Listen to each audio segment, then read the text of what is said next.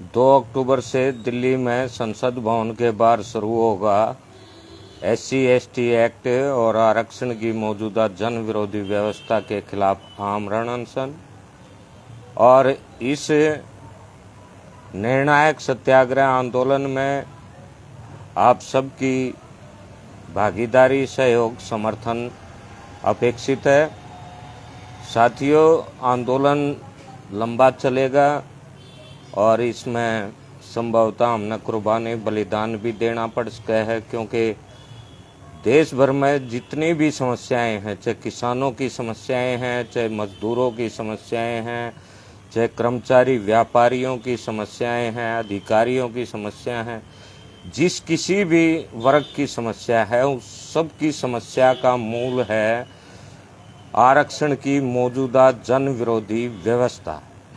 क्योंकि आप सब जानते हैं कि समस्या जो है वो पैदा हुई है, किसी न किसी मूल से पैदा हुई है, जड़ से पैदा हुई है।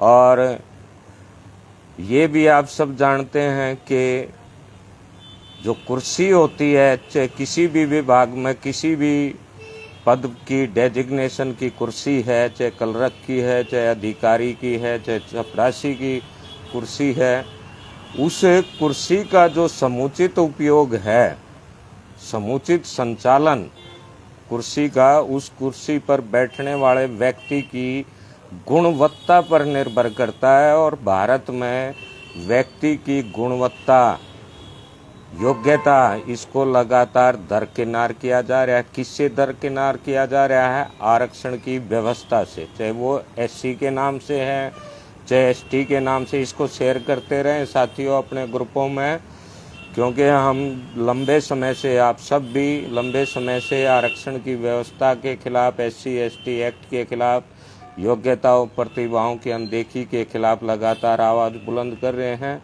और अब वो दिन दूर नहीं है कि जब आप सब द्वारा बुलंद की जा रही आवाज़ वो निश्चित तौर पर परिणाम देगी और हम सब मिलकर के आरक्षण की मौजूदा व्यवस्था से मुक्त, समृद्ध, खुशहाल, अखंड और विकसित भारत का निर्माण करेंगे साथियों। तो जब वो कुर्सी पर गुणवत्ताहीन व्यक्ति, योग्यताहीन व्यक्ति को आरक्षण के द्वारा बैठाया जाता है तो समस्या पैदा हुए होंगी, चाहे वो किसी भी विभाग से संबंधित हो, मजदूरों से, कर्मचारियों से, किसानों से, किसी से भी संबंधित हो। तो मेरी तो तमाम देशवासियों के साथ साथ देश के मजदूर से, देश के किसान से, देश के नौजवान से, कर्मचारी से, व्यापारी से, हर तबके से, हर वर्ग से अपील है कि आप आरक्षण की व्यवस्था के खिलाफ आंदोलन में अपनी तन, मन और धन से भागीदारी करें और इसको सफल करें। तभी जो है देश की जनता भेदभाव से मुक्त हो सकेगी, तनाव से मुक्त हो सकेगी और उसको समुचित रोजगार की उसकी व्यवस्था होगी, शिक्षा की व्यवस्था होगी। आज देश में शिक्षा को व्यापार बना दिया। क्यों बना दिया? क्योंकि गुणवत्ताहीन, विहीन व्यक्ति जो हैं वो कुर्सियों पर बैठे हैं। और ये नेताजी सुभाष चंद्र बोस ने भी कहा था कि जिस देश में शिक्षा को लाभ कमाने की वस्तु समझ लिया जाएगा, उस देश का कभी भी भला नहीं हो सकता। तो साथियों, इन सब समस्याओं की मूल है वो आरक्षण की मौजूदा व्यवस्था है। स्वागत है साथियों आप सबका, जुड़ते रहें। सोशल मीडिया बड़ा माध्यम है और आप सब जान रहे हैं कि आज डिजिटलाइजेशन के माध्यम से भी वैसे तो जो है एक तरह से इंसान को नकारा बनाया जा रहा है, लेकिन फिलहाल जो सबसे बड़ी समस्या है वो आरक्षण की व्यवस्था है। और साथियों, ये मत समझना कि आरक्षण की व्यवस्था को हम बगैर किन्हीं चुनौतियों, बल्कि देशी चुनौतियों के साथ साथ वैश्विक चुनौतियों को पार करते हुए हमने ये आंदोलन सफल करना है। क्योंकि अनेक ऐसी वैश्विक शक्तियां हैं जो नहीं चाहती कि भारत में भारत से प्रतिभा का पलायन रुके, वहाँ पर आरक्षण की व्यवस्था समाप्त हो और प्रतिभा का पलायन रुके। ऐसा वैश्विक समुदाय में बहुत सी ऐसी शक्तियां हैं जो नहीं चाहती कि आरक्षण की व्यवस्था भारत में ख़त्म हो। तो इन सब चुनौतियों से लड़ते हुए ही हमने आंदोलन की सफलता को सुनिश्चित करना है और एक बूंद लहू की बहे बगैर हम इस आंदोलन की सफलता को सुनिश्चित करेंगे। मैं साथियों आपको बताऊं कि परसों 16 तारीख को हम दिल्ली के जंतर मंतर पर गए हुए थे। आप जानते भी होंगे कि वरिष्ठ डॉक्टर हैं डॉक्टर तरुण कोठारी, वो पहले आरक्षण की व्यवस्था का खुलकर विरोध करते थे, लेकिन अब वो इसको पीछे रख करके और दूसरे लॉकडाउन, वैक्सीन वगैरह और कई मुद्दे लेकर के वो अपना सत्याग्रह कर रहे थे। तो वहाँ पर डॉक्टर VN उपाध्याय जी पहुँच रहे थे, उन्होंने मेरे को बुलाया था, तो वहाँ पर हम गए। वहाँ मैंने उन लोगों के विचार सुने। वहाँ पर जो है वरिष्ठ किसान नेता, भारतीय किसान यूनियन के हरियाणा से नेता गुरनाम सिंह चढ़ूनी जी भी पहुँचे हुए थे। तो हमने देखा कि वो तमाम साथी हताश निराश नजर आए। यहाँ तक किसान नेता गुरनाम सिंह चढ़ूनी जी ने तो कहा कि हम पिछले 30-32 सालों से आंदोलन कर रहे हैं, कोई परिणाम नहीं मिल रहा, और अब इसको कैसे। उन्होंने ये भी स्वीकार किया कि इन सब की जड़ जो है वो राजनीति द्वारा ये समस्याएं पैदा की गई हैं, और कैसे आंदोलन सफल हो, कैसे हम करें, इस पर उन्होंने विचार किया, लेकिन संभवतः कोई परिणाम पर नहीं पहुंच पाए। तो मैं आदरणीय गुरनाम सिंह चढ़ूनी जी को अभी और डॉक्टर तरुण कोठारी और तमाम जो साथी वहाँ पर आए हुए थे उनसे भी मैं अपील करूँगा कि आप जो 14 मुद्दे उठा रहे थे, वैसे तो देश में ये है कि आप हर व्यक्ति से पूछेंगे तो व्यक्ति के साथ कई भी मुद्दे हो सकते हैं, लेकिन चलो उनके 14 मुद्दे हैं। मैं तो ये कहूँगा कि उनके 14 मुद्दों का हल होने का समय वो आ गया है, क्योंकि राष्ट्रीय जातिगत आरक्षण विरोधी पार्टी जो इन तमाम समस्याओं की मूल है, जड़ है, आरक्षण की मौजूदा जन विरोधी व्यवस्था, चाहे SC के नाम से है, चाहे ST के नाम से है, चाहे OBC के नाम से है, चाहे इन्होंने पिछले वर्षों जो EWS आरक्षण की व्यवस्था दे करके और जनता में फूट डालने, राज करने का प्रयास किया है,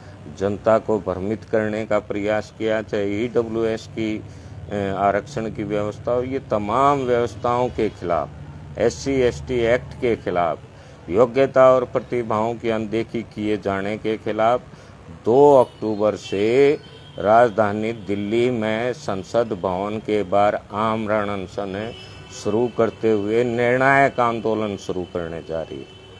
तो किसान नेताओं से भी, जो डॉक्टर साहिबान हैं उनसे भी, मजदूरों से भी, देश के हर संगठन से, आज देश का कोई ऐसा जिला नहीं जहां पर धरना प्रदर्शन लोग ना कर रहे हों अपनी समस्याओं को लेकर के। ये तमाम समस्याएं खत्म हो जाएंगी साथियों, और देश की जनता को सरकारी शिक्षा, सरकारी चिकित्सा मिलेगी, देश के हर नागरिक को रोजगार वो सुनिश्चित होगा, और देश का हर नागरिक सरकारी भी होगा। संपत्ति के अधिकार की समीक्षा करके संपत्ति का दायरा सीमित कर निश्चित भी होगा। तो हम ये राजनीतिक आंदोलन, अब हमने सुना किसान नेता ने भी कहा कि आंदोलन सफल नहीं हो रहे, तो हमने देखा कि उसमें बड़ा जो कारण है आंदोलन सफल ना होने का, कि वो आज तक, क्योंकि देश में आवश्यकता है राजनीतिक आंदोलन की, जो कर्मचारियों के वो सामाजिक आंदोलन करते हैं, वो राजनीति से बचते हैं, जबकि राजनीति ही हर चीज तय करती है। राजनीति तय करती है कि देश की जनता को मूर्ख बनाए रखना है, बीमारी से ग्रसित बना देना है, भयभीत बना देना।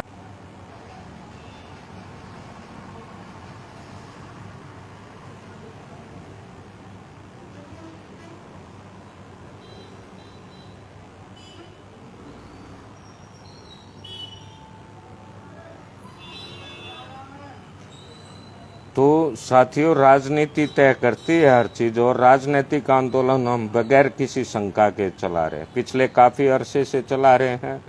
आरक्षण समर्थक पार्टियों को ना अपनी वोट देते हैं, ना सपोर्ट करते हैं। अक्षमता अनुसार राष्ट्रीय जातिगत आरक्षण विरोधी पार्टी अपनी वोटों का संचयन भी करती है, और अब अपने मिशन 2023 के तहत 2 अक्टूबर 23 से राजधानी दिल्ली के संसद भवन के बाहर आमरण अनशन शुरू कर देश भर में निर्णायक सत्याग्रह आंदोलन का आगाज करने जा रही है। इस आंदोलन की सफलता में मैं फिर कहूँगा, आपका सबका सहयोग, समर्थन और भागीदारी बहुत ज़रूरी है।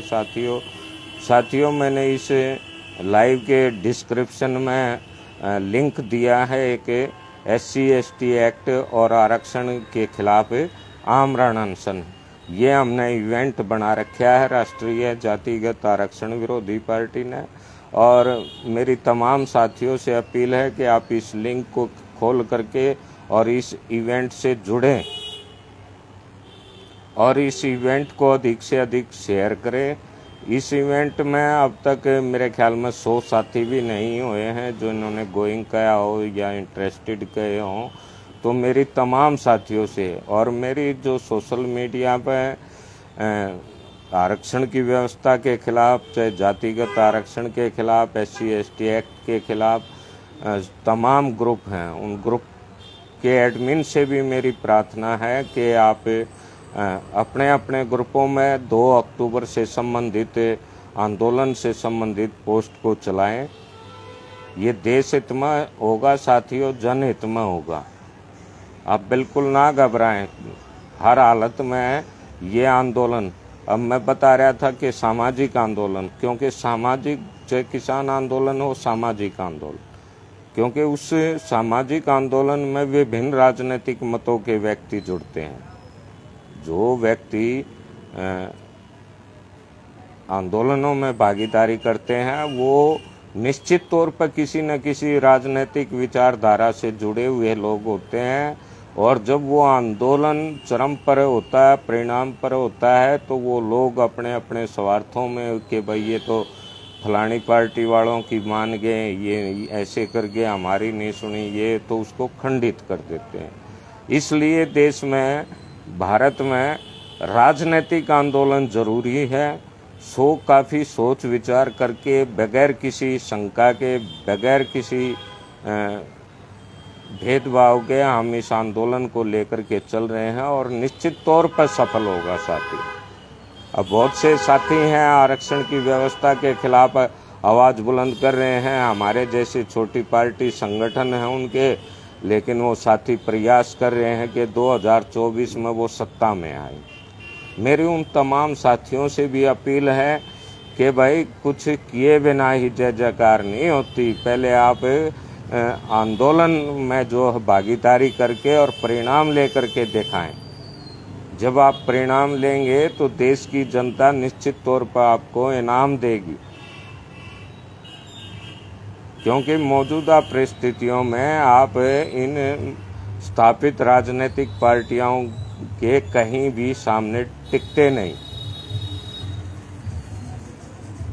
चुनाव आयोग की जो निर्धारित सीमा है खर्च की, उससे हटकर करोड़ों रुपए विधायक और सांसद के चुनाव में लगते हैं, कई करोड़ों। ऐसी व्यवस्था हमारे राजनेताओं ने कर दी है। तो ऐसी परिस्थितियों में आरक्षण के खिलाफ चुनाव लड़ने वाले, क्योंकि उनके पास वो संसाधन नहीं, उतना जो है पैसे का आर्थिक स्थिति उनकी मजबूत नहीं कि वो कई करोड़ रुपए इस अपने मुहिम पर, अपने इस चुनाव प्रचार पर लगा सके। तो ऐसी परिस्थितियों में ज़रूरी है कि हम सब मिलकर के अपना SC/ST एक्ट और आरक्षण की व्यवस्था के खिलाफ इस आंदोलन को सफल बनाएं। हमने प्रयास किया कि तमाम साथी वो समझें, लेकिन सब साथी वो डाक के 3 पात।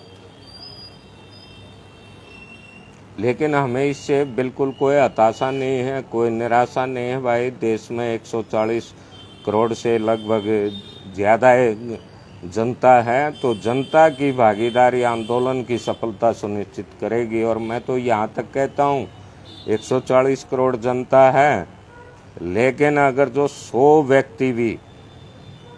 व्यक्ति भी हमारे साथ हैं, आरक्षण की इस व्यवस्था के खिलाफ इस निर्णायक आंदोलन में राजधानी दिल्ली में डटेंगे, तो निश्चित तौर पर वो 100 आदमी 140 करोड़ का प्रतिनिधित्व करते हुए इस आंदोलन को सफल बनाएंगे।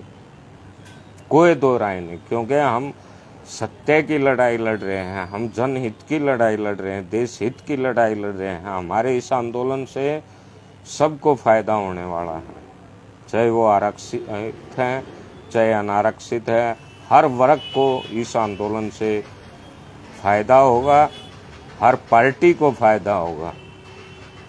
ये तो हमारे देश के राजनेता जो है वो नहीं समझ पा रहे, अपनी ताकत नहीं समझ पा रहे, तभी तो बाहर विदेशों में जा करके इनवाइट करते हैं कि आप हमारे यहाँ निवेश करिए। अरे भाई, हम ही लगाइए, हम अपनी फैक्ट्री लगा रहे हैं या अपना खेती किसानी कर रहे हैं, दूसरा कार्य कर रहे हैं। अगर जो हम किसी को बाहर से बुलाएंगे उसमें और कहेंगे कि आप मेरे इस धंधे में या इसमें प्रोजेक्ट में आप इन्वेस्ट करिए, तो वो अपनी शर्तों पर करेगा। तो इसीलिए जो है देश का रुपये की कीमत लगातार दिन प्रतिदिन कम होती जा रही है। लेकिन राजनेता आज देश पर $625 अरब से अधिक तो देश पर, भारत पर, इसके राज्यों पर विदेशी कर्जा है, उसको देगा कौन, कैसे देंगे, किस तरह देंगे।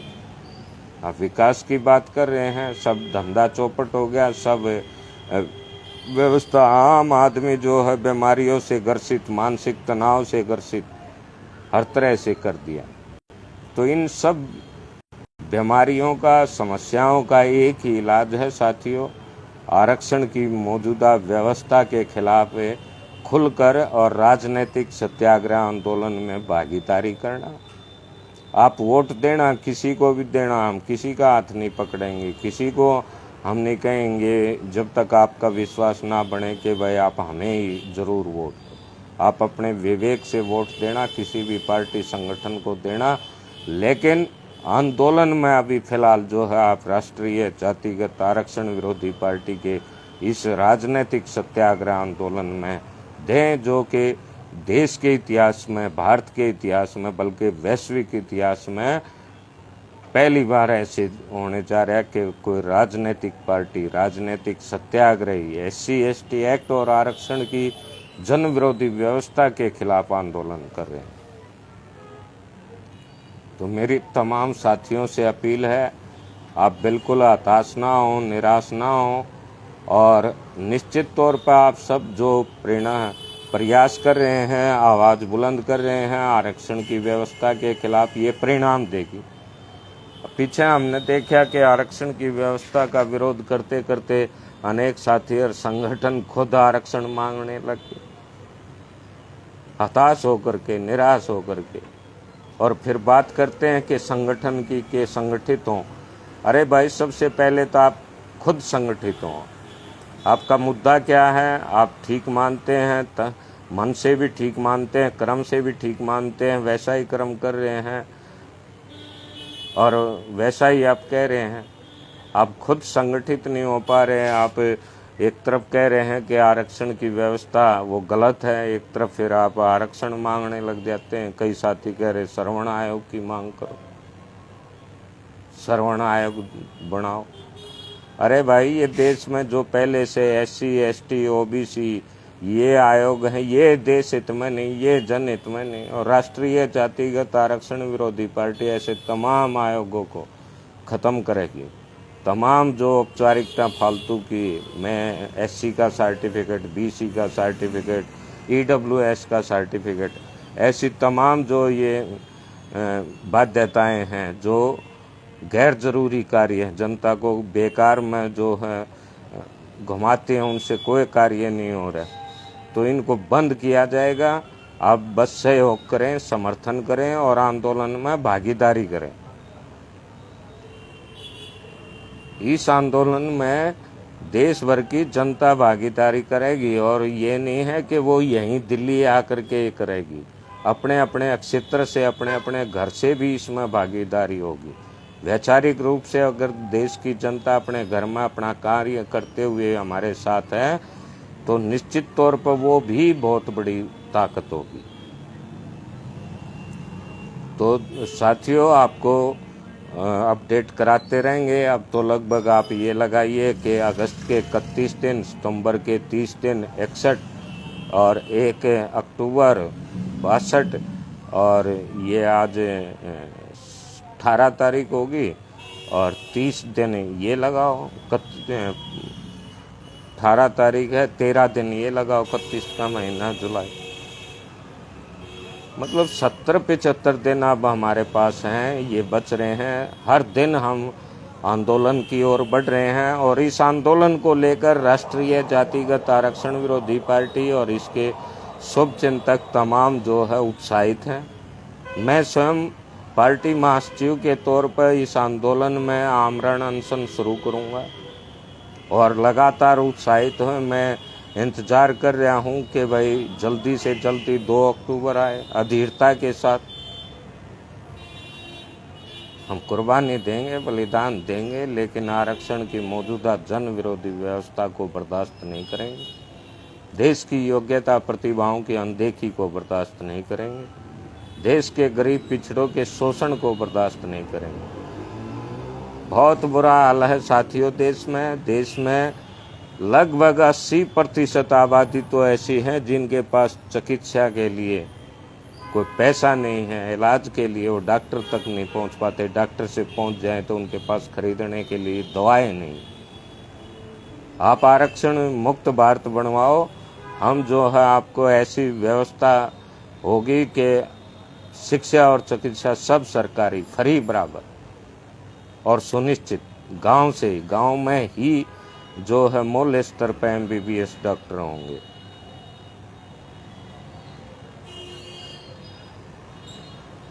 और किसी भी व्यक्ति को स्वास्थ्य को लेकर के हम आयुर्वेद को बढ़ावा देंगे, अपने देसी पत्तियों को।